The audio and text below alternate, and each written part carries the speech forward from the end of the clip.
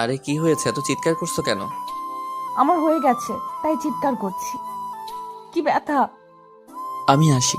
আমাদের গল্পগুলো যদি ভালো লেগে থাকে তাহলে আমাদের চ্যানেলটি সাবস্ক্রাইব করে পাশে থাকবেন। ধন্যবাদ। আর আমি প্রিয়াঙ্কা। আমাদের গল্পগুলো যদি ভালো লেগে থাকে অবশ্যই আমাদের চ্যানেলকে সাবস্ক্রাইব করে পাশে থাকবেন। আর হ্যাঁ, ভিডিওটি সম্পূর্ণ শুনবেন। মা গো, মরে গেলাম। আহ, কেউ আছো? আমায় একটু বাঁচাও। উফ, কি ব্যথা! আরে কি হয়েছে, এত চিৎকার করছো কেন? কেন চিৎকার করছি দেখতে পাচ্ছ না? না তো, কিছু দেখা যাচ্ছে না। আমার হয়ে গেছে, তাই চিৎকার করছি। বলো কি, এত তাড়াতাড়ি তোমার হলো কেমন করে? সেসব তো জানি না আমি, কিন্তু আমার হয়ে গেছে এইটুকুই জানি। আহ, কি ব্যথা গো! এই ফাজিল মেয়ে, এমন দুষ্টুমি করিও না। আমার এই সাউন্ড শুনলে কেমন কেমন যেন লাগে। আমি ব্যথায় কোকিয়ে উঠছি আর তুমি বলছো দুষ্টুমি? আল্লাহ গো, এমন বজ্জাত স্বামী আমার শত্রুরও যেন না হয়। আচ্ছা, ইয়ার্কি মারা বন্ধ করো, সত্যি করে বলো কোথায় ব্যথা করছে। কোথায় আবার? নাভির নিচের নরম কোমল জায়গায় ব্যথা করছে খুব। তলপেটে নাকি? হুম, তল পেটে না গো, আরো নিচে, একদম নিচে। উফ, কি ব্যথা! দেখো রিমি, একদম ফাইজলামি করো না। আমি কিন্তু সিরিয়াস। আমার কি কোনো কাজ নেই নাকি যে তোমার সাথে অযথা ফাজলামি করব? সত্যি ব্যথা করছে। আচ্ছা তাহলে আমায় দেখাও, আমি মালিশ করে দিচ্ছি। রাজ কথাটা বলতেই রিমির পাশে বসে পড়লো। রিমি একটু অদ্ভুত ভাবে রাজের দিকে তাকাচ্ছে। রাজ রিমির এই অদ্ভুত তাকানোর মানে বুঝতে পারছে না। মেয়েটি সত্যি ব্যথা পাচ্ছে নাকি শুধু শুধু এমন করছে। কিছুই বোঝার উপায় নেই রাজের কাছে। রাজ রিমির পাশে বসে রিমির শাড়িটা ধরে আলতো করে খুলে নিল। শাড়িটা খুলে দিয়ে রিমির হাঁটুর উপর তুলে দিতেই রিমি হকচকিয়ে উঠে বসে পড়ে। রাজকে উদ্দেশ্য করে বলল, কোথায় আবার? তুমি না বললে নাভির নিচের নরম জায়গায় ব্যথা করছে? ওখানেই হাত দিচ্ছি। ছি, তুমি আসলে একটা লুচ্চা লোক তো। হুটহাট করে জায়গা মতো হাত চালান করে দাও কেন? আরে আমি তো তোমার ব্যথা কমাতে চেষ্টা করছিলাম, তুমি আমায় ভুল বুঝছো। আমি তোমায় ভুল না, ঠিক বুঝি। তোমার মাথায় তো সারাদিন এটাই ঘোরে, কখন একটু ধরতে পারবে, কখন একটু করতে পারবে। আমি বুঝি না ভেবেছো? আমি সব বুঝি। তুমি আমার কচুটা বোঝো, কচুটা। আমি ভালো করতে আসলাম দেখে এত কথা শুনতে হচ্ছে তো আমার। ঠিক আছে, আর ভালো করতে আসবো না। থাকো তুমি তোমার মতো, আমি গেলাম। রাজ রিমির কথায় রেগে যায়। রিমির শাড়ির আঁচলটা আবার জায়গা মতো নামিয়ে দিয়ে রিমির পাশ থেকে উঠে পড়ল সে। রিমি এতক্ষণ ধরে রাজের সাথে মজা করছিল। আসলে একটু পরে রাজ অফিসের জন্য বেরিয়ে যাবে, ফিরবে সেই রাতে। এতটা সময় ধরে রিমি রাজের থেকে দূরে থাকতে ইচ্ছে করছে না। রিমি চায় সব সময় রাজের কাছে থাকতে, রাজের পাশে থাকতে। তাই রাজকে আটকানোর একটা বুদ্ধি পাকিয়ে রিমি এমনটা করে। প্রথমে রিমি ভেবেছে যে রাজ হয়তো রিমির কথাটা শুনে জোর করে রিমিকে আদর করবে, কিন্তু সেটা তো হলো না। বরং জনাব রেগে বোম হয়ে চলে গেল। রাজ রাগে গজগজ করতে করতে চলে যেতেই রিমি মুচকি হাসি দিয়ে রাজের পেছনে চলতে লাগলো। রাজ শাওয়ার নিয়ে বাহিরে এসছে সবে মাত্র। রাজ বাহিরে আসতেই রিমির দৃষ্টি রাজের উন্মুক্ত বুকের দিকে পড়লো। রাজের শরীরের রং উজ্জ্বল বর্ণের, লোমবিহীন ফর্সা বুকটা রিমির দৃষ্টি কেড়েছে। রিমি এই বুকেই সব সময় শান্তিতে থাকতে চায়। রিমি এক দৃষ্টিতে রাজের বুকের দিকে তাকিয়ে থাকা দেখতে পেয়ে রাজ রিমিকে উদ্দেশ্য করে বলল, কি হলো? এমন ভাবে তাকিয়ে আছো কেন? কি দেখছো এমন করে? বেশি কিছু না, আমার শান্তির জায়গাটা দেখছি। কেন দেখছো? আমি না লুচ্চা? সবসময় তোমার সাথে লুচ্চামি করার ধান্দায় থাকি। আমার দিকে তাকাতে হবে না তোমায়। ওরে বাবা রে, আমার বেবি দেখি রাগ করেছে। আমি তো আমার সোনা বরের সাথে মজা করছিলাম, আর তুমি কিনা সেই মজাকে সিরিয়াসলি নিয়ে ফেলেছো। মজা সবসময় ভালো লাগে না। আমি তোমার উপকার করার জন্য তোমার কাছে গিয়েছি, আর তুমি কি না আমায় উল্টাপাল্টা বলে তাড়িয়ে দিলে। রাজের কথাটা শেষ হতেই রিমি রাজের দিকে এগিয়ে এলো। রাজের খুব কাছে এসে রিমি রাজের গালের উপর নিজের হাত জোড়া রেখে মুচকি হাসি দিয়ে বলল, আসলে সোনা, আমার তো কিছুই হয়নি। আমি চেয়েছি তুমি এসে আমার সাথে ফাজলামি করো, আমার উপর জোর করো। আসলে কি বলতো, সারাদিন আমি একা বাড়িতে থেকে থেকে বোরিং হয়ে যাই। আমার ইচ্ছে করে সারা দিন তুমি আমার পাশে বসে থাকো। রিমির কথাটা শেষ করতেই রাজ রিমির কোমরের উপর নিজের হাত জোড়া রেখে রিমিকে আলতো করে নিজের সাথে জড়িয়ে নিয়ে বলতে লাগলো, তাই শোনা, তোমার বোরিং লাগে? আচ্ছা অপেক্ষা করো, আমি একটা ছোট্ট বেবি এনে দিচ্ছি। ছোট্ট বেবিকে নিয়ে সময় কেটে যাবে তোমার। বেবি কি করে হবে? তুমি তো আমায় আদরও করো না। আমি তো আদর করতেই চাই, তবে কেউ তো আমায় আদর করতে দিতেই চায় না। বুঝেছি। মানে আমি তো সব সময় আদর খাওয়ার জন্য পাগল হয়ে থাকি, কিন্তু একটু ফাজলামি করলেই তুমি রেগে যাও। ওকে ঠিক আছে, এখন থেকে জোর করে আদায় করব। এবার হবে তো? জি, খুব হবে। এখন দাও, আমি তোমার শার্ট পরিয়ে দিচ্ছি। রিমি পরম আবেশে রাজকে শার্ট পরিয়ে দিতে লাগলো। রাজ রিমির এই ভালোবাসায় সারা দিন বিভোর হয়ে থাকে। পৃথিবীতে এত মানুষ থাকার পরেও সারা দিন রাজের দৃষ্টি শুধুমাত্র তার স্ত্রীকে খুঁজে চলে। একে আসক্ত ব্যক্তিদের কাছে নিজের স্ত্রীর চেয়ে সুন্দরী নারী আর কেউ নেই। রাত শার্ট পরে নিয়ে নাস্তা করতে চলে যায়। রিমি রাজের জন্য টিফিন রেডি করে দিচ্ছে। নাস্তা শেষ করে রাজ বাড়ি থেকে বেরিয়ে যাবে। দরজার কাছে এসে পেছন ফিরে রিমির দিকে তাকাতেই রাজ দেখতে পায় রিমি তার দিকে অপলক দৃষ্টিতে তাকিয়ে আছে। রাজ মুচকি হেসে রিমিকে উদ্দেশ্য করে বলল, এই পাগলি, এমনভাবে কি দেখছো তুমি? আর কি দেখবো, আমার প্রিয় ভালোবাসার মানুষটিকে দেখছি। তাকে যতক্ষণ ধরে দেখি আমার মন আরো বেশি দেখার ইচ্ছা পোষণ করতে থাকে। ফাজিল, এখন যদি বলো তবে আমি অফিসে যাব কেমন করে? সেসব আমি জানি না। আমার স্বামীকে আমার মন ভরে দেখতে দাও তো। সব সময় তুমি এমন করো। আমার স্বামীর দিকে তাকিয়ে থাকলে তোমার হিংসে হতে শুরু হয়। দুষ্টু লোক একটা। রিমির কথাটা শুনে রাজ হেসে ফেলল। রাজ রিমির দিকে খানিকটা এগিয়ে এসে আলতো করে একটা হ্যাচকা টান দিয়ে রিমিকে নিজের বুকের উপর নিয়ে এলো। রিমি রাজের বুকের উপর হাত জোড়া রেখে দাঁড়িয়ে আছে।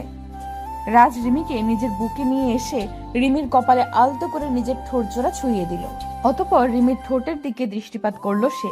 রিমির ঠোঁট জোড়া একদম শুকিয়ে আছে।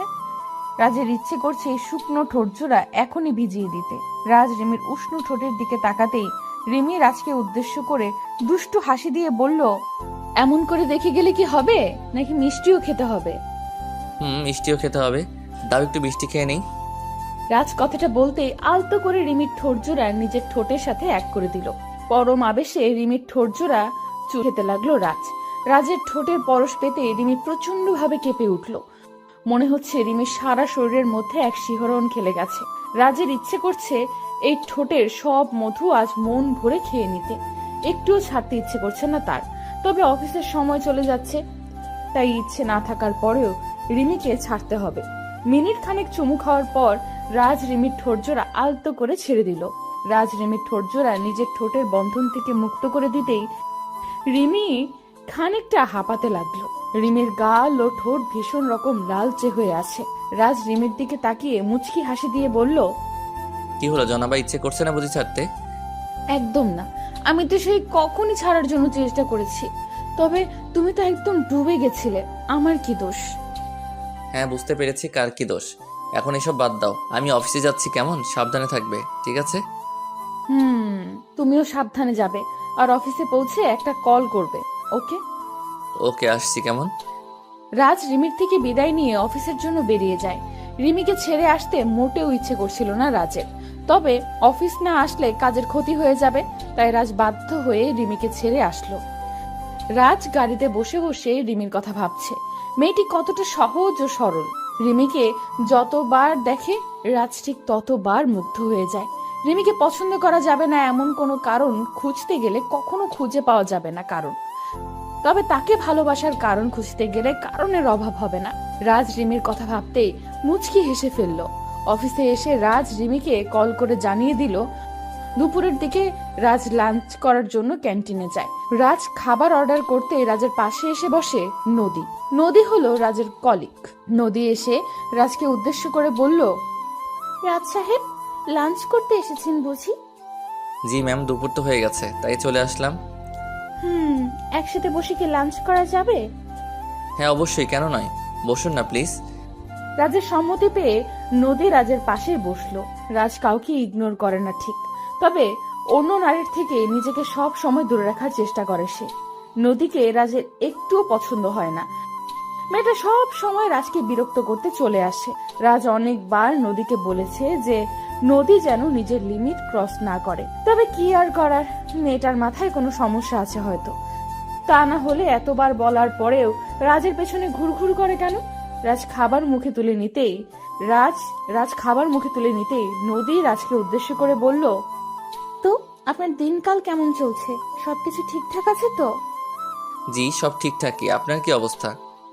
আমার আর অবস্থা, একটা ছেলেকে পাগলের মতো ভালোবাসা, তবে সে তো আমার দিকে ঘুরেও তাকায় না। তাই নাকি? যদি ছেলেটা এমন করে তবে তাকে ছেড়ে অন্য কাউকে খুঁজে নিন যে আপনাকে পাগলের মতো ভালোবাসা দিবে। খুঁজে তো নিতেই পারি, তবে আমার মনটা যেন তার প্রতি আসক্ত হয়ে আছে, তাই কাউকে পছন্দ হয় না। ও এই ব্যাপার। এমনও তো হতে পারে যাকে আপনি পছন্দ করেছেন তারও একটা পছন্দের মানুষ আছে, সেও তার জন্য আপনার মতো আসক্ত। সে যাই হোক, আমার শুধুমাত্র তাকেই চাই, ব্যাস। তাকে না পেলে আমার আর কাউকে নিজের লাইফে কখনো নিতে পারবো না। এটা ভুল কথা। আজ অবধি কারোর জন্য কারোর জীবন থেমে থাকেনি, জীবন তার নিজ গতিতে চলছে। হুম। রাজ ও রিমি আরো কিছু সময় কথা বলল। অতঃপর রাজ খাবার শেষ করে নিজের কেবিনে চলে যায়। সন্ধ্যার দিকে রাজের কাজ শেষ হলো। অফিস থেকে বেরিয়ে রাজ একটা গিফটের দোকানে চলে আসলো। রিমির জন্য কিছু গিফট দিতে চায় সে। একটা কথা কি জানেন, আপনি যখন বাড়ির বাইরে কোনো কাজে থাকেন তখন বাড়িতে থাকা আপনার স্ত্রী আপনার পথ চেয়ে বসে থাকে, আর যখন আপনি বাড়ি ফিরে তার জন্য কিছু না কিছু নিয়ে আসেন তো প্রত্যেকটা স্ত্রী প্রচন্ড খুশি হয়, সেই জিনিসটা যতটাই সামান্য জিনিস হোক না কেন। রাজ গিফটগুলো নিয়ে সব থেকে বেরিয়ে যাবে, ঠিক এমন সময় দুম করে রাজের পথের সামনে চলে আসে নদী। নদী গিফট শপে রাজকে দেখে একটু চমকে গিয়ে বলল, আরে রাজ সাহেব যে, বুঝতে পারলাম না আজ সারা দিন আমার কি কারণে আপনার সাথেই দেখা হয়ে যাচ্ছে। এটা কি কাকতালীয় নাকি অন্য কিছু? কাকতালীয় নয়, আর না অন্য কিছু। এটা হলো কো অ্যাক্সিডেন্ট, এর বেশি কিছু নয়। আপনার হয়তো এটা মনে হচ্ছে, তবে আমার অন্য কিছু মনে হচ্ছে। আপনার যেটাই মনে হোক না কেন সত্যি সত্যিই থাকে। রাজ আর কত ইগনোর করবেন? একটু কি ভালোবাসা দেওয়া যায় না? মানুষের মন হয় কয়টা? একটাই তো। সেই এক মন কতজনকে দেয়া যায় বলুন? আমি বিবাহিত, আর আমি আমার স্ত্রীকে প্রচণ্ড ভালোবাসি। তার জায়গায় আর কেউ কখনো আসতে পারবে না। বিয়ে হয়ে গেছে দেখে কি হয়েছে? আমার মধ্যে কি এমন নেই যা আপনার স্ত্রীর কাছে আছে? বলুন আমায়। ভালো একটা মন, যেটা আপনার নেই। একটা কথা জানেন, নারীরা নারীদের শত্রু হয়ে থাকে। এই কথাটার সেরা উদাহরণ আপনি নিজেই। নিজের মাইন্ডকে বদলে ফেলুন, ভালো থাকতে পারবেন। রাজ কথাটা বলতেই একটা বাঁকা হাসি দিল। অতঃপর নদীকে এড়িয়ে গিয়ে সব থেকে বেরিয়ে এলো। রাজ গাড়িতে বসে রিমির কথা ভাবছে। মেয়েটা এই গিফটগুলো দেখলে একদম বাচ্চাদের মতো করে তাকে জড়িয়ে ধরবে। আসলে ভালোবাসা কতটা সুন্দর, তাই না? নিজের প্রিয়জনের খুশির থেকে দামি আর কিচ্ছু হতে পারে না। রাজ বাড়ি এসে কলিং বেল বাজাতে রিমি দৌড়ে এসে দরজা খুলে দিল। রাজ রিমির দিকে তাকাতেই রাজের মনটা শান্ত হয়ে গেল। পাগলিটা রাজকে দেখে মিষ্টি একটা হাসি দিল। রাজ বাড়িতে এসে আর কোনো দিকে না তাকিয়ে নিজের প্রিয়তমা স্ত্রীকে নিজের বুকের সাথে মিশিয়ে নিল।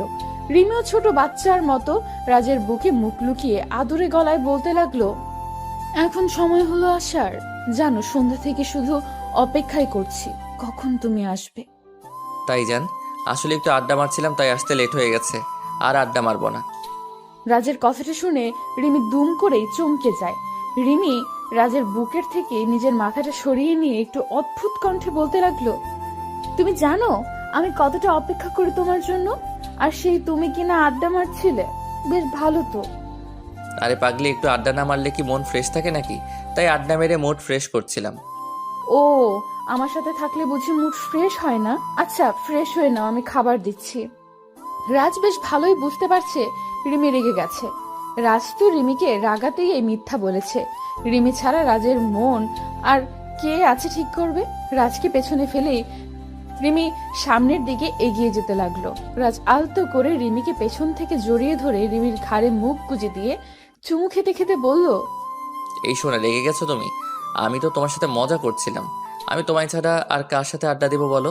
আমি তো তোমার জন্য এই গিফটগুলো নিতে গিয়েছি, তাই একটু লেট হয়ে গেছে। মানে? তার মানে তুমি এই আড্ডার কথাটা আমায় রাগাতে বলেছো? জি, একদম তাই। তবে রে ফাজিল, দাঁড়াও তোমার মজা দেখাচ্ছি। রিমি কথাটা বলতেই রাজকে মাইর দিতে ছুটে এগিয়ে আসতে লাগলো। রাজও রিমির থেকে বাঁচতে দৌড়াতে লাগলো। অতঃপর রিমিকে নিজের বুকে টেনে নিল সে। ভালোবাসা এমনই হয়, নিজের প্রিয়জনকে ছাড়া আর কারো সাথে সময় কাটাতে বিন্দু মাত্র ইচ্ছা করে না। ভালো থাকুক এইসব ভালোবাসাগুলো। তোমার এই গর্তটা এত ছোট কেন? আমি ভার্জিন, তাই এটা এত ছোট। ভার্জিন মেয়েদের কি এই গর্তটা ছোট হয়? অন্য সকলের বুঝি বড় হয়? সেটা তো আমি জানি না, তবে শুনেছি ভার্জিন মেয়েদের গর্ত ছোট হয়। উফ, তোমার এই গর্তের দিকে তাকিয়ে আমার মাথা নষ্ট হয়ে যাচ্ছে। ইচ্ছে করছে এটাকে চুমু খাই। ছি, এদিকে কি চুমু খাওয়া যায় নাকি? তোমার কি মুখে কিছু আটকায় না? তুমি আমার ভালোবাসার মানুষ, আর নিজের ভালোবাসার মানুষের সাথে কথা বলতে গেলে কি হিসেব করতে হয় নাকি? এই শুভ, তুমি এমন করে বলো না গো, আমার অদ্ভুত রকম লাগছে। আমার সামনে বের করে রাখতে সমস্যা হয়নি, আর আমি বললেই যত সমস্যা। ফাজিল মেয়ে একটা। আহ, ছাড়ো প্লিজ, লাগছে তো। শুভ নীলার কোনো কথা শুনলো না, আলতো করে নীলার পেটের উপর নিজের হাত ছুঁয়ে দিল। শুভর হাতের স্পর্শ পেতেই নীলার সারা শরীরের মধ্যে অদ্ভুত শিহরণ খেলে গেল। নীলা মৃদু কম্পিত হয়ে শুভর শার্ট দুই হাতে চেপে ধরে আছে। শুভ নীলার নাভির উপর আলতো করে হাত বুলিয়ে দিচ্ছে। আজ নীলার আর শুভর রুম ডেট। 2 বছরের রিলেশনের মধ্যে যদিও একবারও তাদের রুম ডেট হয়নি, এটাই প্রথম রুম ডেট। রুম ডেটের কথা শুনে নীলা তো পুরো ভয় পেয়ে যায়। নীলার ভয়েরও যথেষ্ট কারণ ছিল। ভালোবাসা যতটাই থাকুক না কেন, দিন শেষে তো তারা দুটি ভিন্ন মানুষ। তাদের মধ্যে কোনো প্রকার বৈবাহিক সম্পর্ক নেই। যদি শুভ তাকে জোর করে তখন কি হবে, এটা ভেবেই নীলা ভয় পাচ্ছিল। সরাসরি দুবার না করে দিলেও পর মুহূর্তে খানিকটা বাধ্য হলো সে। কি আর করবে, ভালোবাসার মানুষটির আবদার পূরণ না করলে সে কষ্ট পাবে। নীলা শুভকে নিজের জীবনের থেকেও বেশি ভালোবাসে, আর তার ভালোবাসার টানই নীলা ছুটে আসে শুভর কাছে। রুম ডেটে গিয়েই নীলা শুভর সাথে আলাদা একটা রুমে চলে আসে।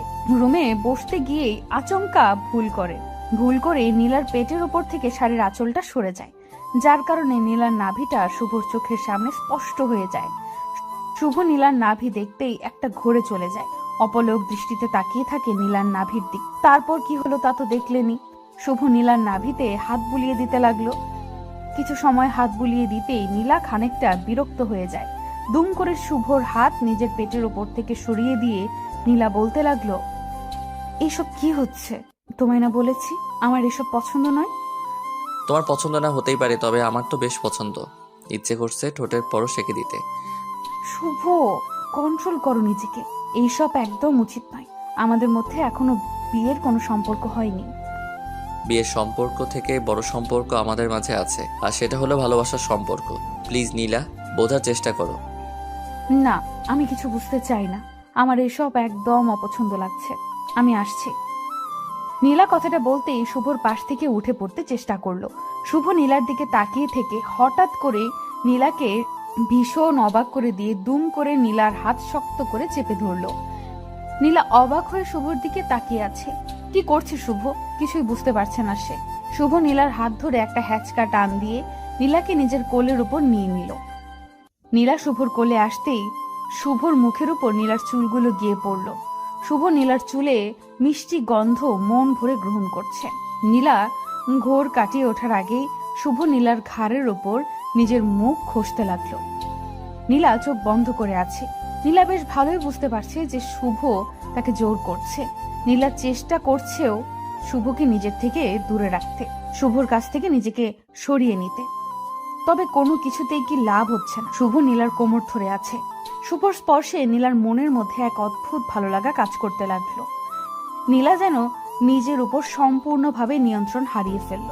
শুভ নীলার ঘাড়ে গলায় পাগলের মতো চুমু খেয়ে চলেছে। নীলা চোখ বন্ধ করে শুভকে উদ্দেশ্য করে কাপা কাপা গলায় বলতে লাগলো, শুভ প্লিজ, এমন করিও না। আমার সারা শরীরের মধ্যে অদ্ভুত অনুভূতি কাজ করছে। এই অদ্ভুত অনুভূতি কাজ করার মানে কি জানো তুমি? আমার প্রত্যেকটা স্পর্শ তোমার মনকে রাঙিয়ে দিচ্ছে, ঝড় তুলতে চাইছে তোমার মনে। এবার তো একটু বোঝো। কিন্তু এটা তো ঠিক না শুভ, এটাকে পাপ বলে। আজ আমাদের মাঝে কিছু হয়ে গেলে পরে যদি আমায় আর তোমার ভালো না লাগে, তখন কি করব আমি? আমার জীবনটা নষ্ট হয়ে যাবে। তোমার কি তোমার শুভর উপর একটু ভরসা ও বিশ্বাস নেই? তোমার শুভ কি কোনোদিন তোমায় অস্বীকার করতে পারে? তোমার প্রতি আমার সম্পূর্ণ বিশ্বাস আছে, তবে একটা কথা আমার ভয় করছে খুব। মুখ আর মানুষ চেনা এক কথা নয়।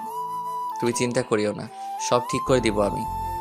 শুভ নিজের কথায় নীলাকে ভুলিয়ে নিল। আজ শুভর মন পূর্ণতার নেশায় আসক্ত হয়ে আছে। খুব বেশি করে নীলাকে নিজের কাছে পেতে চায় শুভ, এতটা কাছে যে তাদের মাঝে 1 ইঞ্চিও দূরত্ব শুভ সহ্য হচ্ছে না। নীলা আর কিচ্ছু বলতে পারলো না। শুভর প্রতি তার অগাধ বিশ্বাস আছে। শুভ আর যাই করুক না কেন নীলাকে কখনো ঠকাতে পারে না। নীলাও আর বাধা দিল না। শুভর প্রত্যেকটা স্পর্শে সমানভাবে রেসপন্স করলো নীলা। শুভ নীলার ঠোঁট জোড়া নিজের দখলে নিয়ে পাগলের মতো চুমু খেতে লাগলো। নীলা কিছু সময় নিশ্চুপ থাকার পর নিজেকে আর সামলাতে পারলো না। শুভর সাথে সেও পাগলের মতো আদর করতে লাগলো। দুজন যেন একে অপরের মাঝে ডুবে যেতে ব্যাকুল হয়ে আছে। শুভ নীলার শরীর থেকে একটু একটু করে সমস্ত পোশাক খুলে ফেলে দিল। নীলা এখন শুভর সামনে উন্মুক্ত হয়ে আছে। উন্মুক্ত নীলাকে দেখে শুভর চোখে মুখে এক অজানা নেশার ছাপ স্পষ্ট হয়ে গেল। নীলা বুঝতে পেরে গেছে যে তার প্রিয়জনের আসলে এখন কি চাই। নীলা নিজেকে সম্পূর্ণভাবে শুভর সামনে তুলে ধরল।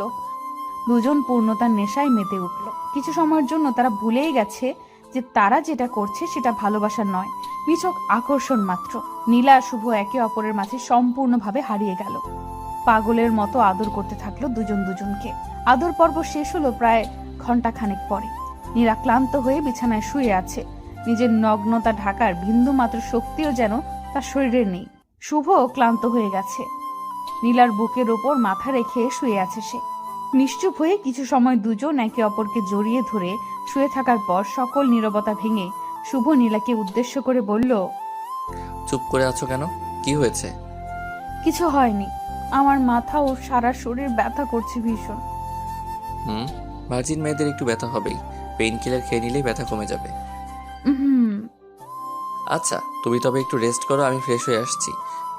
শুভ কথাটা বলতেই নীলার উপর থেকে উঠে যায়। শুভ উঠে পড়তেই নীলা চাদর টেনে নিয়ে নিজের শরীর ঢেকে নিল। মনের মধ্যে এতক্ষণ কোনো প্রশ্ন উদয় না হলেও এখন অনেক প্রশ্ন মনের মধ্যে উদয় হয়েছে অধরায়। মনের মধ্যে এতক্ষণ কোনো প্রশ্ন উদয় না হলেও এখন অনেক প্রশ্ন মনের মধ্যে উদয় হয়েছে নীলার।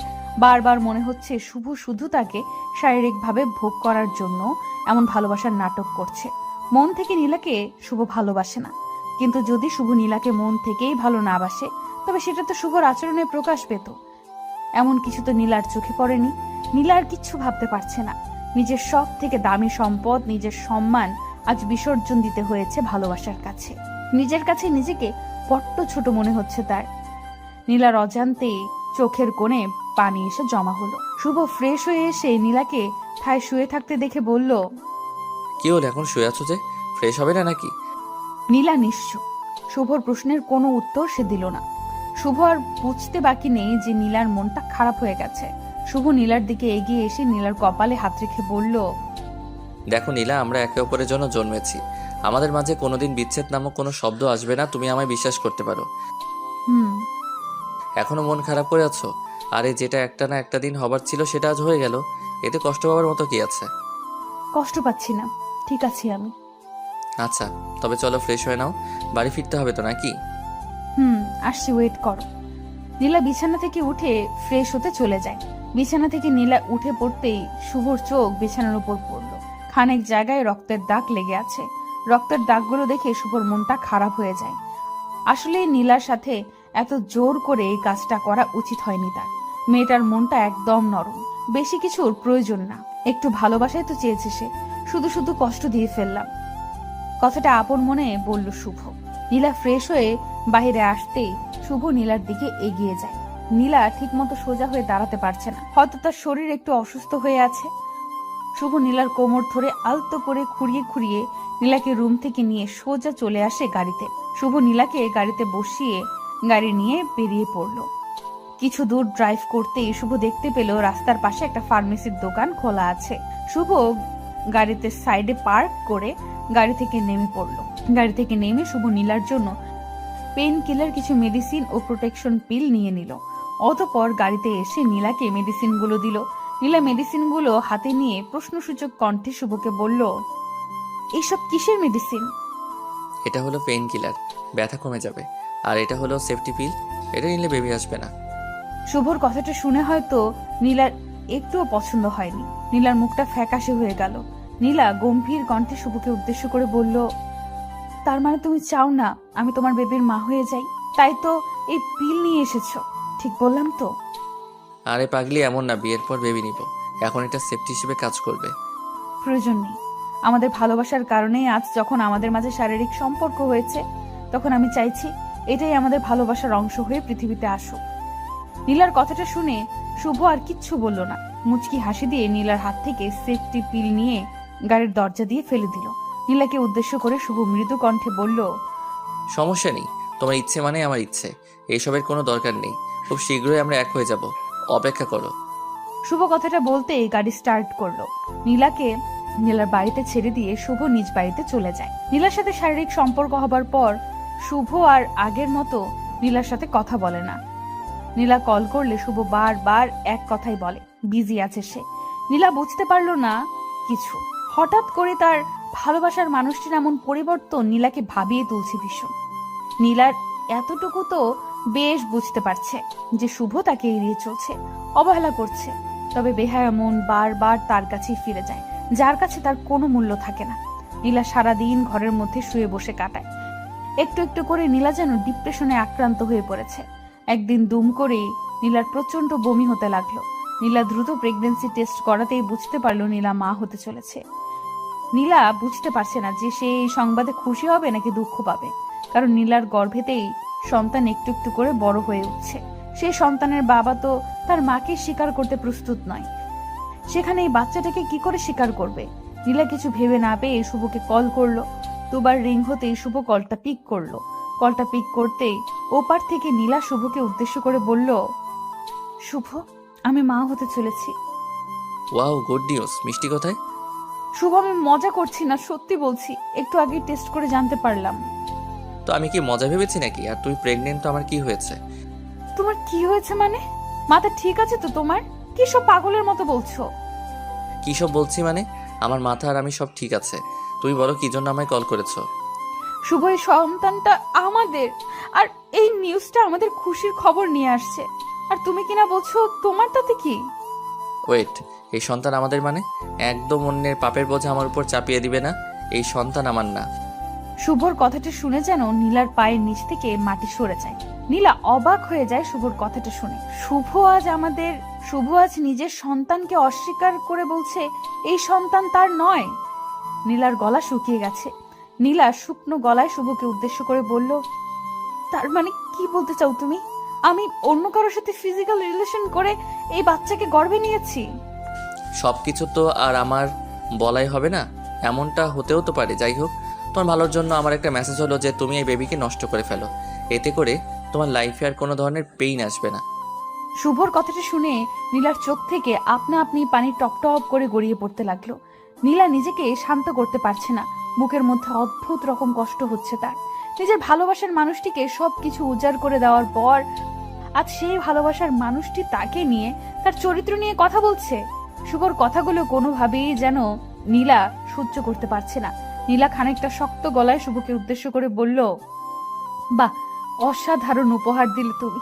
তোমার আর আমার ভালো চাইতে হবে না, আমি আমার ভালো ঠিক বুঝে নিব।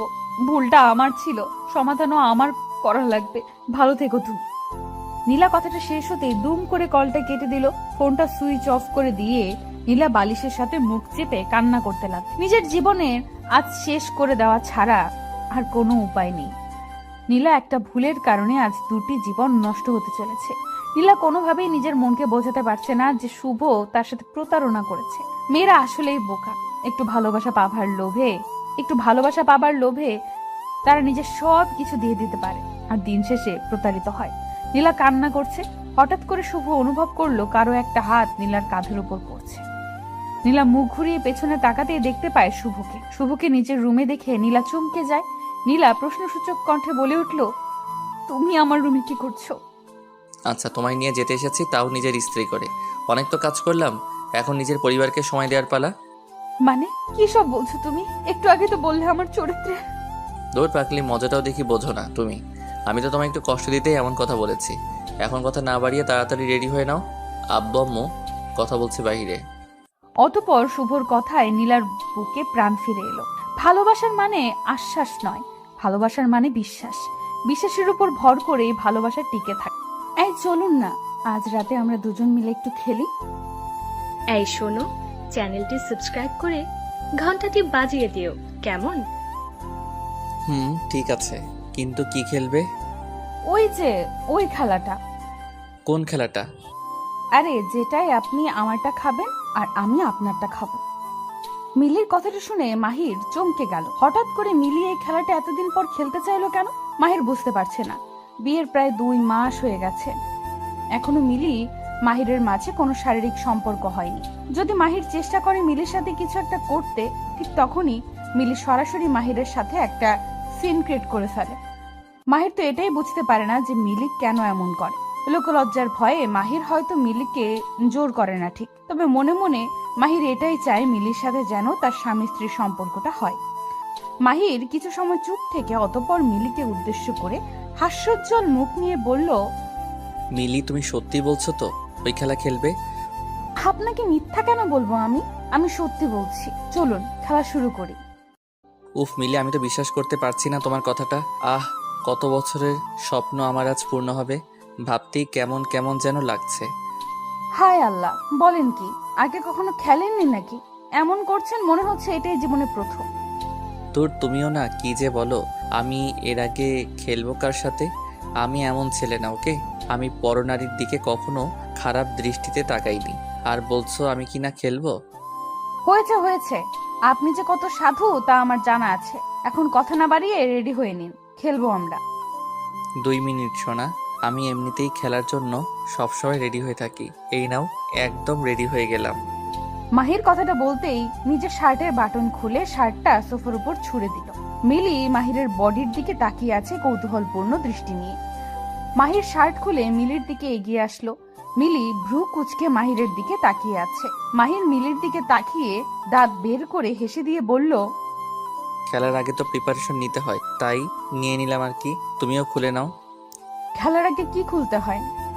জামা কাপড় খুলতে হয় আর কি। আমি শুনেছি খেলার আগে খুলতে তো হয় ঠিক, তবে সেটা হলো লুডুর কোর্ট। আপনি কোন খেলার কথা বলছেন? এই ওয়েট, তুমি কি খেলার কথা বলছো? একটু পরিষ্কার করে বলো তো, আমি তো তোমার কথাই বুঝতে পারছি না।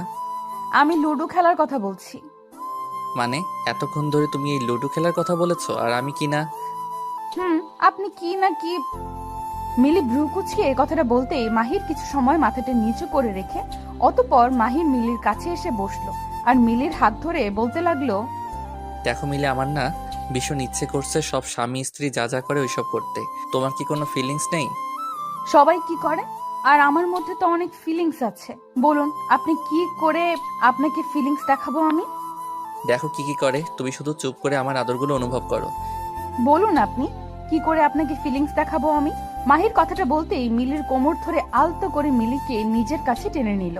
মিলি চুপ হয়ে মাহিরের দিকে তাকিয়ে আছে। মাহির মিলির ঠোঁটের দিকে মুগ্ধ দৃষ্টিতে তাকালো।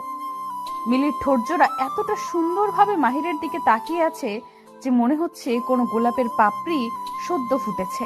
মাহির মিলির ওই রসালো ঠোঁটের দিকে নিজের ঠোঁটজোড়া এগিয়ে নিয়ে যেতেই মিলি দুম করে মাহিরকে সজোরে একটা ধাক্কা মেরে দিল। মিলির ধাক্কা খেয়ে মাহির খানিকটা দূরে সরে যায় মিলির কাছ থেকে। মাহির মিলির দিকে কৌতূহলপূর্ণ দৃষ্টি নিয়ে তাকাতেই মিলি রাগে গজগজ করতে করতে মাহিরকে উদ্দেশ্য করে ভীষণ কর্কশ কণ্ঠে বলতে লাগলো, ছি, আপনাকে আমি কতটা ভালো মানুষ মনে করেছিলাম, অথচ আপনিও এতটা নোংরা হবেন আশা করতে পারিনি আমি। মিলি, আমি নোংরামির কি করলাম? আমি তো তোমায় ভালোবাসি আর তোমায় আদর করতে চাইছি, এতে নোংরামি কোথায় পেলে?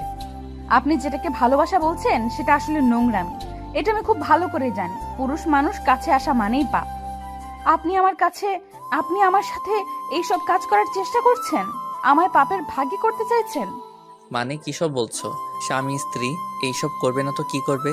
আর আমার বাবা মা আর তোমার বাবা মাও তো এইসব করেছে, এতে পাপের কি আছে? মাহিরের কথাটা হয়তো মিলির একটুও ভালো লাগেনি। মিলির চোখ জোড়া হঠাৎ করে রক্তবর্ণ ধারণ করে নিল। মাহির মিলির ঠোঁটের দিকে তাকিয়ে ভয় চুপসে গেল। বুঝে উঠতে পারলো না সে কি এমন বলেছে যার কারণে মিলির এতটা রাগ উঠে গেছে। মাহির একটা ঢোক গিলে মিলিকে ভয়ে ভয়ে কণ্ঠে বলল, মিলি, তোমার চোখ জোড়া এমন হয়ে আছে কেন? আমি কি কিছু খারাপ বলেছি? চুপ, একদম চুপ। আপনি এতটা অসভ্য লোক, ছি। আপনি কিনা আমার বাবা মাকে নিয়ে বাজে কথা বললেন। আপনি এতটা লুচ্চা একটা লোক, ছি। মিলি, কি বলছো জানো তুমি? স্বামী স্ত্রী এইসব করে, এটা কোনো পাপ না। বিয়ের পর স্বামীর সাথে কিছু করাকে পাপ বলে না, একটু তো বোঝার চেষ্টা করো। আপনি আমায় বোকা পেয়েছেন। খুন বিয়ের আগে করলে ফাঁসি হবে, আর বিয়ের পর করলে বুঝি হবে না? আপনি আমায় যা বোঝাবেন আমি তাই বুঝবো, তাই না? মিলি রে মিলি, আমি তোরে কেমনে বুঝে এখন তুই যেটা বলছিস সেটা পাগলের মতো কথা। স্বামী স্ত্রীর ভালোবাসার আরেক নাম পূর্ণতা। শারীরিক সম্পর্ক না হলে আমাদের কোনো দিন বেবি আসবে না, আর না আসবে সংসারের শান্তি। এইবার তো বুঝো। মাহিরের কথাটা শুনে মিলি কান্না করে দিল। মাহির যথেষ্ট রেগে আছে। আর বিয়ের পর থেকে মিলির এসব ফালতু কথা সহ্য করে চলেছে মাহির। আর কত সহ্য করবে সে? বিয়ের পর স্বামী স্ত্রীর মাঝে যদি কোনো সম্পর্ক নাই থাকে তবে বিয়ে করার কি আছে? মিলিকে কান্না করতে দেখে মাহির অবাক হয়ে যায়। হঠাৎ করে আবার কি হলো এই মেয়ের যে কান্না করতে লাগলো? মাহির মিলিকে উদ্দেশ্য করে বলল, এই আবার কি হলো তোমার? কান্না কেন করছো? মিলি মাহিরের কথায় কোনো উত্তর দিল না। এই ধ্যানে কান্না করেই যাচ্ছে। মিলির কান্না দেখে মাহিরের মনে মনে রাগ হতে লাগলো। এখনই মিলির কান্নার শব্দ অন্য সবাই শুনতে পাবে আর এখানে ছুটে আসবে। মাহির নিজের মাথাকে একটু শান্ত করে মিলিকে উদ্দেশ্য করে বলল, দেখো মিলি, কান্না করিও না প্লিজ। তুমি এমনভাবে কান্না করলে এখনই কেউ চলে আসবে। প্লিজ কান্না করিও না। কান্না করবো না তো কি করব? আপনি আমায় বকেছেন। আমি আর এই বাড়িতে থাকবো না। আমি এক্ষুনি আমাদের বাড়িতে চলে যাব। চলে যাবে মানে? কেন চলে যাবে? আমি কি করেছি? আপনি আমার সাথে অসভ্যতামি করেছেন। প্রতি রাতে আমার সাথে বাজে কাজ করার জন্য আমায় ফোর্স করেন। আমি আর আপনার সাথে থাকবো না। মিলির কথাটা শুনে মাহিরের ইচ্ছে করছে মিলিকে খেয়ে ফেলতে, কিন্তু এখন আর মিলিকে কিছু বলা যাবে না, নয়তো মিলি সত্যি সত্যি চলে যাবে। মাহির নিজের মাথাকে ঠান্ডা করে মিলিকে উদ্দেশ্য করে বলল, আচ্ছা মিলি, আমি দুঃখিত, আমায় ক্ষমা করে দাও। আর কখনো আমি এইসব নিয়ে বাড়াবাড়ি করব না, প্রমিস। আপনার কথা আমি বিশ্বাস করি না। আমি চাই আপনিও আমার মতো ভালো হয়ে যান, পাপ থেকে নিজেকে দূরে রাখুন। অথচ আপনিও কিনা সেই এক পাপ করার জন্য উঠে পড়ে লেগেছেন। আমি আর কি করে আপনাকে বোঝাই বলুন তো? আর কিছু বোঝাতে হবে না, আমি সব বুঝতে পেরে গেছি। সত্যি আর কখনো আমি কিছু করব না। কথাটা মাথায় থাকে যেন। থাকবে থাকবে, মাথায় মনে প্রাণে সব জায়গায় লেগে থাকবে। মিলির জন্য মাহিরের বাসর রাত তো শেষ হলোই, সেই সাথে শেষ হলো মাহিরের সাংসারিক জীবন। মাহির নিজেও জানে না এই মেয়ের মাথায় কি সমস্যা আছে। নিজের স্বামীকে সন্তুষ্ট রাখাটা প্রত্যেক নারীর পরম কর্তব্য। সেইখানে মিলি কিনা নিজের স্বামীকে বারবার নিজের থেকে দূরে রাখতে ব্যস্ত। মাহির এক বুক হতাশা নিয়ে ঘুমিয়ে পড়লো। সকালবেলা মাহিরের ঘুম ভাঙলো মিলির চিৎকারে। মিলি চিৎকার করে মাহিরকে ডাকছে। মিলির চিৎকারের শব্দে মাহির হকচকিয়ে বিছানা থেকে উঠে পড়লো। মিলির দিকে চোখ কচলাতে কচলাতে তাকিয়ে বলল, মাহির, কি হয়েছে? এত সকাল সকাল এমন করে চিৎকার করছো কেন? বাড়িতে কি তোর পড়েছে নাকি? চোর না, ডাকাত পড়েছে। আপনার ঘুম এত গভীর কেন? আমি মরে গেলেও তো আপনার ঘুম ভাঙবে না। হয়েছে, এখন হেয়ালি না করে সরাসরি বলো কি হয়েছে। আমি না আজ একটা ঘটনা ঘটিয়ে ফেলেছি, এই আপনাকে বলতে ছুটে এসেছি। সকাল সকাল আবার কি ঘটিয়ে ফেলেছো? আমাকে না আম্মু বলেছে আমাদের বেবি কবে হবে। আমি বলে দিয়েছি খুব তাড়াতাড়ি আসছে বেবি। ঠিক বলেছি না? কি আসবে আমি শুনতে পাইনি, আবার বলবে। আরে লজ্জার কথা, আপনি এমন করে বললে কি করে আমি বলবো বলুন? বলেছি বেবি আসবে। এত বড় মিথ্যা বললে তুমি, এখন পাপ হবে না মিথ্যা বললে? আমি মিথ্যা কেন বলবো? আমাদের কি বেবি আসবে না নাকি? আজব লোক একটা। বেবিটা আসবে কি করে সেটা আমায় বলবে? ও মা, সবার যেমন ভাবে আসে ঠিক তেমন ভাবেই আসবে। সবার যেমন ভাবে আসবে তেমন ভাবে আসবে মানে? সবার মতো কি আমাদের মাঝে কিছু হয়েছে? হয়নি মানে? আপনার সাথে আমার বিয়ে হয়েছে, তো বেবি কেন আসবে না?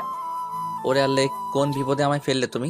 তুলে নাও আমায়। এই মেয়েটা আমায় পাবনা না পাঠিয়ে শান্ত হবে না। আরে আপনি এত ওভার রিয়েক্ট করছেন কেন? বেবি আল্লাহ দিবে, শুধু মন থেকে আল্লাহর কাছে চাইতে হবে। আচ্ছা মিলি, আল্লাহ বেবি দিবে সেটা আমি বিশ্বাস করলাম, কিন্তু আল্লাহ তো তখনই আমাদের কথা শুনবে যখন আমরা বেবি হবার আমল করব, তাই না? আমল তো আমি জানি, মন থেকে একদম পবিত্র হয়ে আল্লাহর কাছে চাইলে আল্লাহ নিরাশ করবেন না। হ্যাঁ বুঝেছি আমি।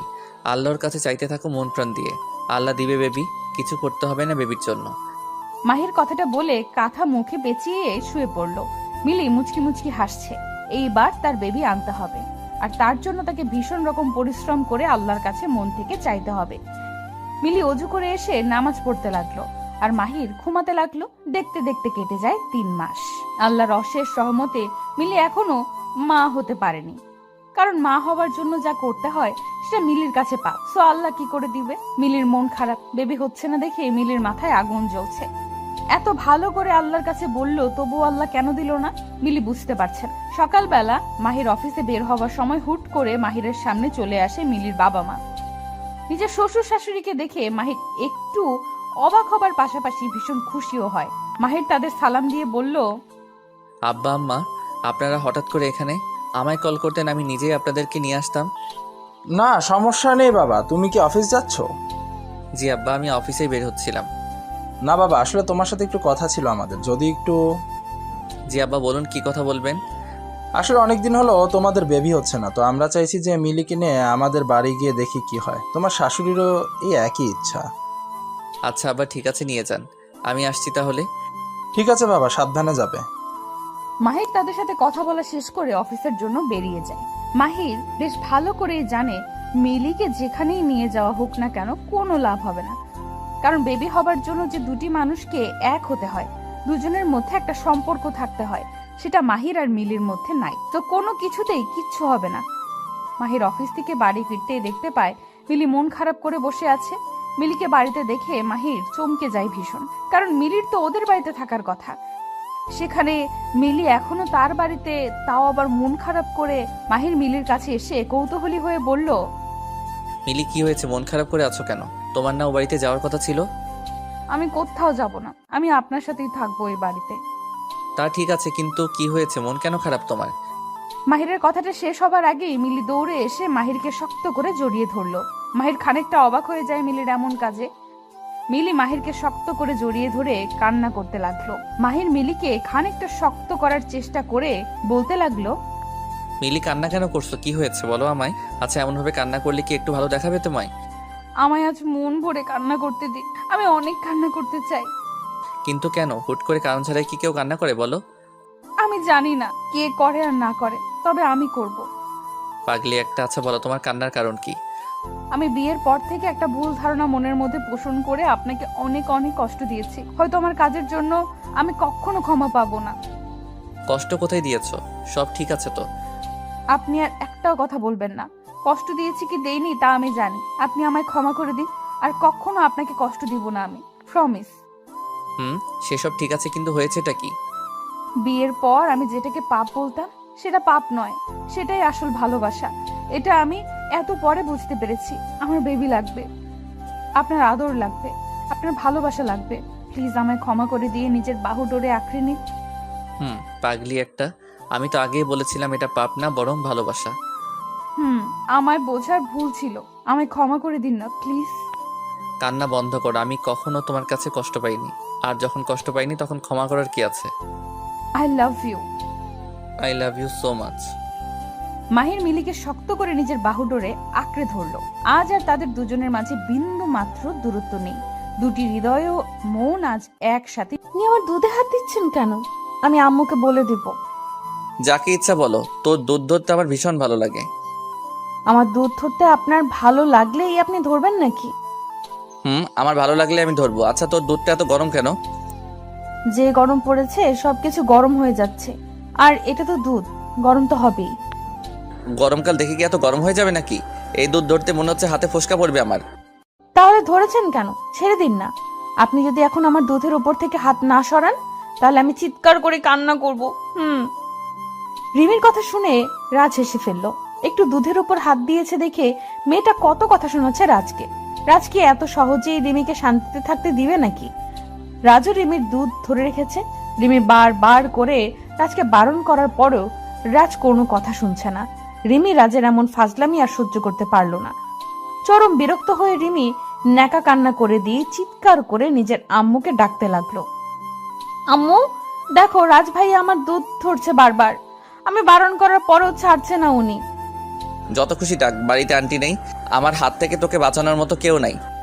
ও, এই জন্যই আপনার সাহস এত বেড়েছে তাই না? আপনি আসলে একটা পচা লোক। আমি পচা লোক তো কি হয়েছে? এমন ভাবে চিৎকার করছিস মনে হচ্ছে আমি তোর দুধ ধরে আছি। তো কার দুধ ধরে আছেন? এই দুধ তো আমারই। এই দুধ তোর কি করে হয়? এই দুধ তো গরুর। তুই কি গরু নাকি? গরুর দুধ গোয়ালি বিক্রি করেছে আর আমি কিনে নিয়েছি, তার মানে এইটা এখন এই দুধ আমার।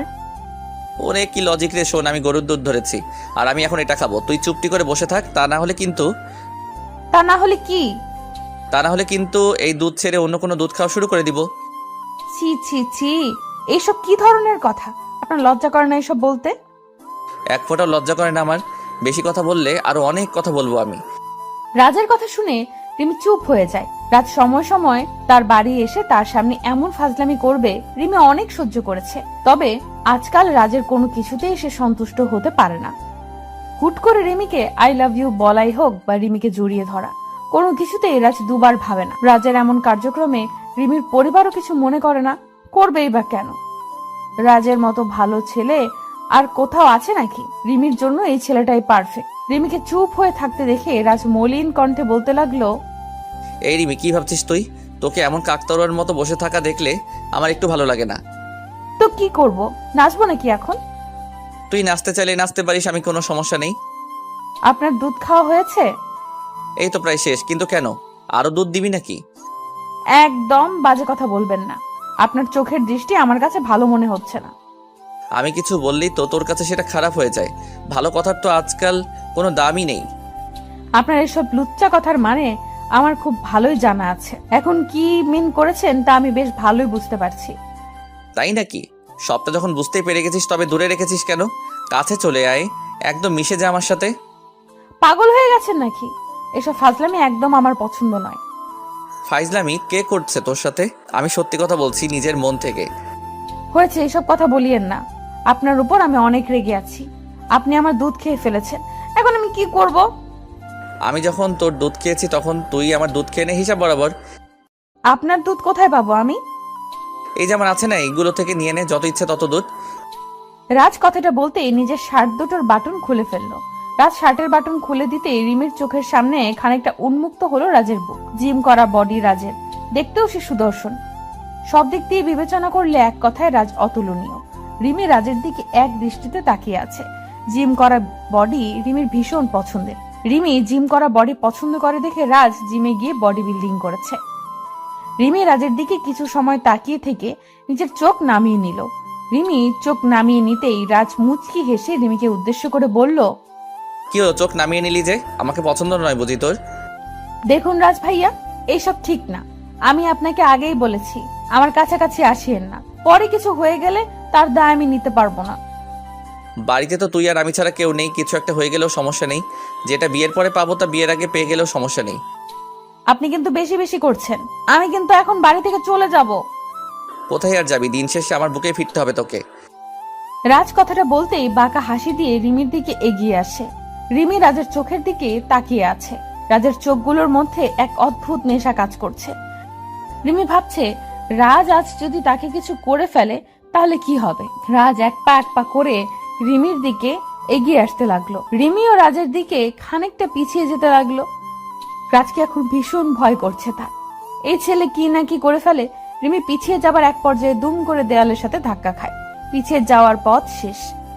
রাজ রিমির কাছাকাছি আসতেই আলতো করে রিমির কোমরের উপর নিজের হাত রাখলো। রিমির কোমরে রাজের স্পর্শ পেতেই রিমির সারা শরীরে কারেন্ট বয়ে যায়। প্রবল ভাবে কেঁপে উঠলো রিমির সারা শরীর। রিমি রাজকে উদ্দেশ্য করে কাঁপা কাঁপা কণ্ঠে বলতে লাগলো, এসব কি করছেন? আপনি আমার ধৈর্যের পরীক্ষা করিয়েন না। আমি কিন্তু নিজের মধ্যে আর থাকতে পারবো না। তো হারিয়ে যা না, আমি তো এটাই চাই তুই নিজেকে আমার সাথে সঁপে দিস। আর আমি তোকে অনেক আদর করি। কিন্তু এটা তো ঠিক নয়, এটা তো পাপ। পাপ পুণ্যের হিসেব কষতে আমি এখানে আসিনি। তাছাড়া আমায় তুই তোর দুধ খাইয়ে আমার মাথা খারাপ করে দিয়েছিস। এখন আমি তোকে আদর করবই করব। আমায় আটকাতে পারবে না কেউ। রাজ কথাটা বলতেই রিমিকে জড়িয়ে নিল নিজের বুকে। রিমিকে শক্ত করে জড়িয়ে ধরে রাজ রিমির পিঠের উপর হাত বুলিয়ে দিচ্ছে। রিমি রাজের প্রত্যেকটা স্পর্শে বারংবার কেঁপে কেঁপে উঠছে। রাজ রিমির এই কম্পনে নিজেকে আরো প্রবল নিঃশাক্ত অনুভব করছে। রাজ আলতো করে রিমির থুতনি ধরে রিমির থুতনি উঁচু করে দিতেই রিমি সকল লজ্জাকে সাইডে ফেলে দুম করে রাজের নিজের ঠোঁটজোড়া তারা শক্ত করে চেপে ধরলো। রাজ বিশ্বাস করতে পারছে না এটা রিমি, কারণ রিমি সর্বদা প্রচন্ড লজ্জা পেয়ে আসছে। সেই রিমি কিনা আজ নিজেই রাজের ঠোঁটের সাথে নিজের ঠোঁট এক করে নিয়েছে। কথাটা ভাবতেই চমকে যায় রাজ। রিমি রাজের ঠোঁটজোড়া নিজের দখলে নিয়ে পাগলের মতো চুমু খেতে লাগলো। রাজও উন্মাতের মতো করে রিমির ঠোঁটের ভালোবাসার পরশ নিয়ে যাচ্ছে। কিছু সময় চুমু খাওয়ার পর রাজ আলতো করে রিমির ঠোঁটজোড়া ছেড়ে দিল। রিমির ঠোঁটের মধ্যে থেকে নিজের ঠোঁটজোড়া তুলে নিয়ে রাজ রিমির বুকের উপর থাকা ওড়নাটা এক টানে নিজের হাতে নিয়ে নিল। ওড়না সরে যেতেই রাজের সামনে রিমির বুকটা উন্মুক্ত হয়ে যায়। রিমি নিজের উন্মুক্ত বুক ঢাকার বিন্দু মাত্র চেষ্টা করলো না, কারণ রিমি এটাই চেয়েছে। রাজ রিমির বুকের দিকে তাকিয়ে আছে। রিমি রাজের দিকে তাকিয়ে মুচকি মুচকি হাসছে। রাজ আর অপেক্ষা করতে পারলো না, দুম করে রিমিকে কোলে তুলে নিল সে। রিমিকে কোলে তুলে নিয়ে রাজ সোজা বিছানায় চলে যায়। রিমিকে বিছানায় শুইয়ে দিয়ে রাজ ঝাঁপিয়ে পড়লো রিমির উপর। তারপর কি হলো সেটা আর বলার অপেক্ষায় রাখে না। রিমি আর রাজ একে অপরের মাঝে ডুবে যায়। আদর করার নেশায় মেতে উঠে রাজ। প্রায় 2 ঘন্টা পর রাজ ক্লান্ত হয়ে রিমির বুকের উপর লুটিয়ে পড়লো। রিমি রাজকে শান্ত হয়ে যেতে দেখে বলতে লাগলো, কি হলো জনাব, এতক্ষণ পর আপনার শেষ হলো? ও সরি, খুব তাড়াতাড়ি শেন হয়ে গেল তাই না? সরি, হ্যাঁ ফার্স্ট টাইম তো তাই আর কি। এই চুপ করো ফাজিল, এত সময় ধরে আদর করেছো, বাবা রে, আমি তো ভেবেছি আজ আর শেষ হবে না। ইচ্ছে তো ছিল না শেষ করার, একবার শুরু হয়ে যাওয়ার পর আর থামতে ইচ্ছে করে না। এমন ভাবে চলতে থাকলে তোমার জন্য 2 দিন পর পর খাট কিনে আনতে হবে। তাই হয়তো আনতে হবে। রাজ কথাটা শেষ করার সাথে সাথে কলিং বেল বেজে উঠলো। কলিং বেলের শব্দ পেতেই রিমি দ্রুত জামা পরে নিল, আর রাজও জামা পরে নিল। দুজন রেডি হয়ে নিয়ে রিমি দরজা খুলতে চলে যায়। দরজা খুলতেই রিমি দেখতে পায় তার আম্মু চলে এসেছে। রিমির আম্মু রুমে প্রবেশ করতে করতে রিমিকে উদ্দেশ্য করে বলতে লাগলো, রাজ কি চলে গেছে নাকি এখনো আছে? না আম্মু, রাজ ভাইয়া এখনো রুমেই আছে। কিন্তু কেন? এমনি, ওর সাথে আমার কথা আছে। কি কথা আম্মু? সেটা তোকে বলতে হবে নাকি? রাজকে গিয়ে বল আমার রুমে আসতে। ঠিক আছে আম্মু, বলছি। রিমি নিজের আম্মুর সামনে থেকে সোজা চলে আসে রুমে। রিমির আম্মুর মুখ ভারী হয়েছিল। রিমির আম্মুর মুখটা দেখে রিমি বেশ বুঝতে পারলো যে তার আম্মুর মুড ভালো নেই। কিন্তু কি হলো হঠাৎ করে যে তার মুখ এমন গম্ভীর হয়ে গেছে, আর কি জন্যই রাজকে আলাদা ডেকেছে কিছুই বুঝতে পারলো না রিমি। রিমি রাজের কাছে এসে রাজের উদ্দেশ্যে বলতে লাগলো, রাজ, কোনো সমস্যা হয়েছে হয়তো, আম্মু তোমাকে ডেকেছে। হঠাৎ করে আবার কি সমস্যা হলো? সেটা তো আমি জানি না, তুমি কথা বলার সময় সাবধানে কথা বলবে, ঠিক আছে? ঠিক আছে, ওয়েট, আমি দেখে আসছি। তুই পেইন কিলার খেয়ে রেস্ট করো একটু। রাজ রিমিকে রুমে রেখে রিমির আম্মুর রুমে চলে যায়। রাজ রিমির আম্মুর রুমে আসতেই রিমির আম্মু রাজকে উদ্দেশ্য করে শক্ত গলায় বলতে লাগলো, রাজ, তোকে এখানে কেন ডেকেছে জানিস? না আন্টি, কেন বলুন তো? দেখ, তোকে আমি ছোটবেলা থেকে নিজের হাতে বড় করেছি। আমার আর তোর বাবা মায়ের ইচ্ছে তোর সাথে রিমির বিয়ে হোক। তোর কি মতামত? আন্টির কথাটা শুনে রাজের মনের মধ্যে খুশিতে লাড্ডু ফুটতে লাগলো। রাজ তো এটাই চেয়েছে এত বছর, যেন রিমি আর তার বন্ধুত্বের সম্পর্কটা ভালোবাসায় আর তারপর বিয়েতে পূর্ণতা লাভ করে। আজ সেই স্বপ্নটা পূরণ হতে চলেছে। রাজ খুশিতে গদগদ হয়ে রিমির আম্মুকে বলল, জি আন্টি, আমার দিক দিয়ে তো কোনো সমস্যা নেই, তবে রিমির মনের কথা তো আর আমি জানি না। এখন আপনারা যা ভালো মনে করেন তাই করেন। রিমির কথাটা জানতে চাই আমি। ওকে তো এই বিষয়ে কিছু বলতেও পারছি না। একবার বলেছে ও নাকি এসবের নাই। এখন আমি কি করে বলতো? আন্টির কথাটা শুনে রাজ চমকে যায়। রিমি যদি বলে থাকে যে তার মনের মধ্যে রাজকে নিয়ে কোনো ফিল নাই, তবে আজ যেটা হলো সেটা কি ছিল? রাজ তার আন্টিকে কিছু বলার ভাষা খুঁজে পাচ্ছে না। রিমি কি তবে তার সাথে কোনো নাটক করেছে? রাজ কিছু সময় চুপ থেকে অতঃপর বলল, আচ্ছা আন্টি, আমি রিমির সাথে কথা বলে দেখছি ব্যাপারটা, তারপর আপনাদের জানাবো, ওকে? তাই করিস বাবা। আমার মেয়েটার কোনো কথাই আমি বুঝতে পারি না। আন্টির সাথে আরো কিছু সময় কথা বলার পর রাজ রিমির রুমে চলে এলো। রিমি পেইন কিলার খেয়ে শুয়ে আছে বিছানায়। রাজ রুমে কখন প্রবেশ করেছে রিমি বলতে পারবে না। রাজ রিমির কাছে এসে রিমির পাশে বসে ভীষণ কর্কশ কণ্ঠে বলতে লাগলো, এই শুয়ে আছিস কেন? আমি আর কখনো তোদের বাড়ি আসবো না। রাজের আচমকা বলা কথাটা শুনে রিমি হকচকিয়ে বিছানা থেকে উঠে পড়লো। হঠাৎ করে রাজের কি হলো কিছুই বুঝতে পারছে না রিমি। রিমি প্রশ্নসূচক দৃষ্টিতে রাজের দিকে তাকিয়ে বলল, কি হয়েছে? কেন আসবে না? আম্মু কি তোমায় কিছু বলেছে? কিছু বলেছে মানে? সরাসরি বলে দিয়েছে তোর সাথে আমার আর কোনো সম্পর্ক থাকুক সেটা উনি চাইছেন না, তাই আমি আর কখনো তোর সাথে দেখা করতে আসবো না। এই মাথা ঠিক আছে তো তোমার? আম্মু হঠাৎ করে এইসব কেন বললো? সেটা তোমার আম্মুকে গিয়ে জিজ্ঞেস করো, আমি আসছি, ভালো থেকো। রাজ কথাটা বলতেই রিমির সামনে দিয়ে চলে যেতে নিল। রাজকে চলে যেতে দেখে রিমি দুম করে রাজের হাত ধরে ফেললো আর রাজকে উদ্দেশ্য করে বলল, এই কোথায় যাও তুমি? আমার ছেড়ে কোথাও যেতে পারবে না তুমি। আমি আম্মুর সাথে কথা বলছি। সে তুমি বলতেই পারো, তবে তাতে কোনো লাভ হবে না। আগে চলো তো আমার সাথে, তারপর দেখছি লাভ হয় নাকি লোকসান হয়। রিমি রাজের হাত ধরে রাজকে টানতে টানতে নিয়ে যায় রিমির আম্মুর কাছে। রিমি তার আম্মুর কাছে এসে বলতে লাগলো, আম্মু এটা কি হলো? তুমি না বললা রাজ ভাইয়ের সাথে আমার বিয়ে হবে, এখন আবার রাজ ভাইকে বলছো আমার থেকে দূরে থাকতে। এটা কি হচ্ছে? আমি রাজকে ভালোবাসি আর ওকেই নিজের করে পেতে চাই। রিমির কথা শুনে রিমির আম্মু মুখের উপর আমার কলা ধরে আপনি কি করবেন? না, আপনার কলাটা দেখতে খুব সুন্দর আর বড় দেখাচ্ছে, তাই ধরতে ইচ্ছে হলো। তাই নাকি? এই কলা ধরার পর আপনার যদি খেতে ইচ্ছে হয় তখন কি হবে? কি আর হবে, একটু খেলে কি পাপ হবে নাকি? কি বলছেন? আমার কলা আপনি খেলে তো পাপ হবেই। পরপুরুষের কলা খাওয়া কি ভালো নাকি? আমি অত শত বুঝি না, আপনি আপনার কলা আমায় ধরতে দিবেন কিনা সেটা বলুন। এমনভাবে জেদ করছেন মনে হচ্ছে এই কলাটা আমার না আপনার। নিন ধরুন, আবার মুখে পড়ে ফেলবেন না যেন। ঈশান নিজের কলা ঈশার দিকে এগিয়ে দিতেই ঈশা লোভনীয় দৃষ্টিতে ঈশানের কলার দিকে দৃষ্টিপাত করলো। এত বড় কলা হয়তো ঈশা এর আগে দেখেনি। ঈশা কলাগুলো নিজের হাতে নিতেই ঈশানকে বলতে লাগলো, এত বড় কলা কোথা থেকে পেলেন? আমার তো দেখেই খেতে ইচ্ছে করছে। কোথা থেকে আবার? আমার নিজের কলা এটা। অনেক যত্ন নিয়ে এটাকে এত বড় করেছি। ভালো না লেগে উপায় আছে কি? সত্যি বলেছেন, এই কলাটা দেখে তো সেটাই মনে হচ্ছে। আমি অনেক দেখেছি কলা, তবে আপনারটার মতো এত সুন্দর কলা দেখিনি কারো কাছে। দেখবেন কেমন করে, সবাই কি আর এমন করে বানাতে পারে? জি, কিছু বললেন? না, বললাম সবার কাছে থাকলে কি আর আপনি আমার কাছে আসতেন কলা ধরার জন্য? কিছু মনে করবেন না, আপনার কথাগুলো আমার কেমন যেন ভালো মনে হচ্ছে না। কি করে মনে হবে? কারণ আমি কথাগুলোই তো এমনভাবে বলছি। কি আবার কিছু বললেন? না, বললাম শুধু কি কলাগুলো পছন্দ হয়েছে নাকি কলার মালিককেও পছন্দ হয়েছে? আপনাকে পছন্দ হওয়ার কি আছে, আপনার কলাগুলোই পছন্দ হয়েছে আমার। লে, এই প্রথম শুনলাম কোনো মেয়ের কলা পছন্দ হয় অথচ কলার মালিককে পছন্দ হয় না। এটা কোনো কথা? হ্যাঁ, এটাই কথা। আচ্ছা বলুন, আপনার কলার দাম কত? মানে আমি দুটো কলা নিতে চাই। আমি ক্রয় করে নিয়ে এসেছি কি বিক্রি করার জন্য নাকি? আমি এগুলো বিক্রি করার জন্য নিয়ে আসিনি ম্যাম। ওকে, তাহলে বলুন কোথা থেকে নিয়েছেন, আমিও নিব। একবার বললাম তো আমার নিজের কলা। নিজের কলা কি আর কোথাও থেকে দিতে হয় নাকি? ও ঠিক আছে, আসছি তবে। ঈশা কথাটা বলতেই চলে যেতে নিল। ঈশান ঠায় দাঁড়িয়ে আছে। এত কষ্ট করে দীর্ঘ 2টি ঘন্টা দাঁড়িয়েছিল একটু ঈশার সাথে কথা বলার জন্য, অথচ ঈশার সাথে কথা বলার আগে ঈশা চলে যেতে চাইছে। এটা কি ঈশান মেনে নেবে নাকি?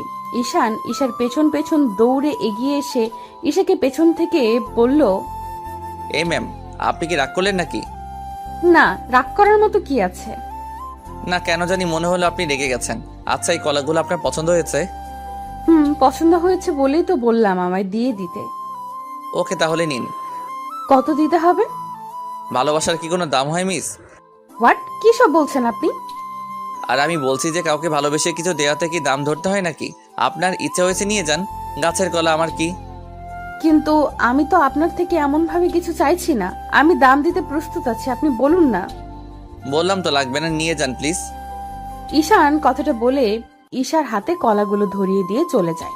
ঈশা তো অবাক হয়ে আছে ঈশানের কাজে। ঈশানের সাথে ঈশার পরিচয় তেমন একটা গভীর সময়ের নয়। ঈশা আর ঈশান কলেজে যাওয়ার পথে একসাথে যায়, সেখান থেকেই তাদের পরিচয়। আজ বিকেলবেলা ঈশা কোচিং শেষ করে বাড়ি ফেরার পথে ঈশানের সাথে তার দেখা হয়।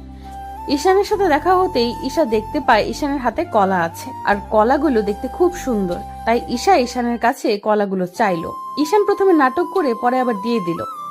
ঈশা আর কিছু ভাবতে পারলো না, সোজা নিজের বাড়িতে চলে আসলো। বাড়িতে এসে ঈশা কলাগুলো নিজের রুমে নিয়ে গিয়ে কলার খোসা ছাড়িয়ে নিতে চেষ্টা করলো, তবে কোনোভাবেই কলার খোসা ছাড়ানো যাচ্ছিল না। ঈশাকে কলার খোসা ছাড়াতে দেখে ঈশার ছোট বোন এসে ঈশাকে উদ্দেশ্য করে কৌতূহলপূর্ণ কণ্ঠে বলল, আপু, এসব কি করছিস তুই? কিছু না রে, এই কলার খোসা ছাড়িয়ে নেওয়ার চেষ্টা করছি। তুই কি বোকা, দেখতে পাচ্ছিস না এগুলো রাবারের কলা? এগুলো কি খাওয়া যায় নাকি? রিমির কথা শুনে ঈশার টনক নড়ে। ঈশা খানিকটা ভ্যাবাচাকা খেয়ে গিয়ে রিমিকে বলল, কি বলছিস তুই? এগুলো রিয়েল কলা, আমি আমার এক পরিচিত লোকের থেকে নিয়েছি। যার থেকেই নিস না কেন, সে তোর সাথে মজা করেছে। আসলে আপু, তুই এতটা বোকা কি করে হতে পারিস? আসল নকল কিছুই বুঝিস না। রিমি কথাটা বলতেই রিমি কথাটা বলে হাসতে হাসতে চলে যায়। ওইদিকে ঈশার মাথায় হাত দিয়ে ভাবতে লাগলো এই কলাগুলো ফেক কি করে হতে পারে, আর ঈশানী বা তার সাথে এমন মজা কেন করবে। ঈশা আরো একবার কলাগুলো হাতে নিয়ে ভালো করে পরীক্ষা করে দেখলো। এবার যেন রিমির কথাটাই সত্যি হয়েছে, এই কলাগুলো আসলেই রাবারের। ঈশা এই কলাগুলো রাবারের দেখে রাগে ফুঁসতে লাগলো। এত বড় ধোঁকা তার সাথে কি করে হতে পারে। ঈশা রাগের কারণে কলাগুলো মাটিতে ছুঁড়ে মারলো। ইচ্ছা করছে ঈশার এক্ষুনি ঈশানের চুলগুলো টেনে ছিঁড়ে ফেলতে। কি অসম্ভব ছেলে একটা, এমন ভাবে কি কেউ কাউকে ধোঁকা দেয়। পরদিন সকালে ঈশা রেডি হয়ে কলেজে যাচ্ছে। কিছু দূর যাওয়ার পর ঈশা দেখতে পেল ঈশানও তার পেছনে পেছনে আসছে। ঈশা এই সময়ের জন্য অপেক্ষা করছিল। এখন ঈশানের থেকে তার জানতে হবে কেন ঈশান তার সাথে এত বড় প্রতারণা করলো।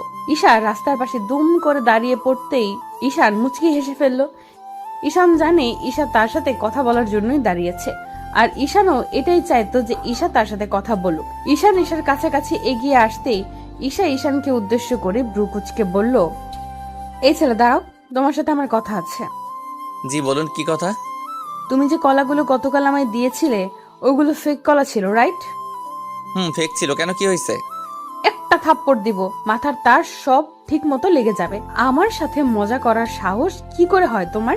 জানো তোমার এই ফাজলামের জন্য আমি আমার ছোট বোনের কাছে হাসির পাত্রী হয়ে গেছি। আরে সরি, আমি তো আপনার সাথে এমন কিছু হবে জানতাম না।